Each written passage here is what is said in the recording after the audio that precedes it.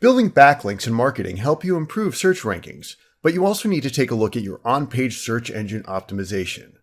On-page SEO is just as critical as your search engine rankings. While you probably already know to perform keyword research and include these keywords throughout your content, there's more to on-page SEO. You also need to think about the content on your web pages. The content is the top factor in search result rankings. This means that you need to produce quality content. The content on your web pages actually needs to provide real value to your visitors. Before you post a blog, you should ask yourself if it's helpful or useful. People should learn something by reading your blog posts.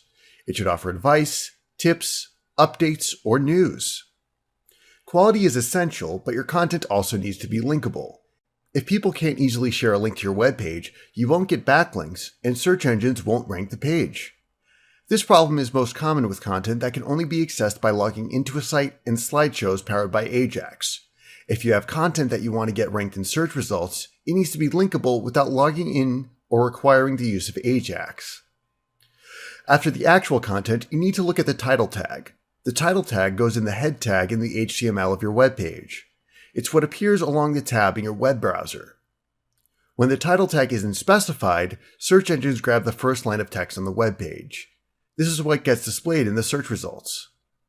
The title tag doesn't need to be an exact copy of your H1 tag, though it should contain your focus keyword and be human readable. The general recommendation is to keep the title tag to 60 characters or less. There isn't an exact character limit, as Google provides 600 pixels of space for the title in search results.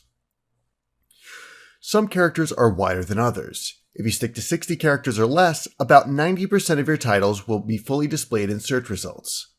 The description tag is also important as it appears in search engine result pages. This means that people will read your description as they scroll through search results.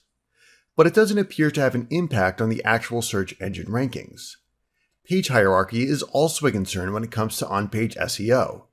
When you create the URL for your web page, it should include your focus keyword and get placed in the appropriate category. Website builders such as WordPress will automatically generate these URLs. If you're building your site on your own, you should create folders for different categories. The categories help search engines understand the topic of your content. Imagine that a human is reading your URL and attempting to determine what your content is about. For example, your blog posts may be placed in a folder labeled Blog, or you may create individual categories for your blog posts such as news, tips, and videos. The final component that goes into good on-page SEO practices is the use of alt tags. Alt tags need to be used every time that you include an image. The alt tag gives search engines a description of the image, which is used for viewers with visual impairment or text-only web browsers. You can include your focus keywords in your alt tags as long as the keyword is relevant to the image.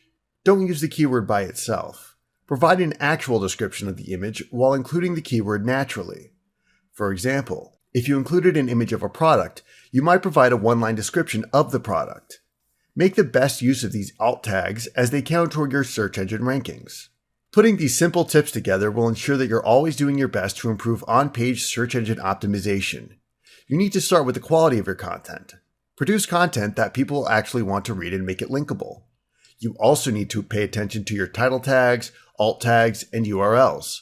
The title tag appears in search engine results, while the alt tag allows search engines to understand the placement of the images on your page. You don't need to spend a lot of time on on-page SEO. If you remember these 4 areas, you'll easily follow proper SEO techniques, allowing you to focus more of your time on off-site SEO. I hope you enjoyed this lesson. You can check back each week for updated videos or click on the subscribe button below to get more of these video lessons as they're released.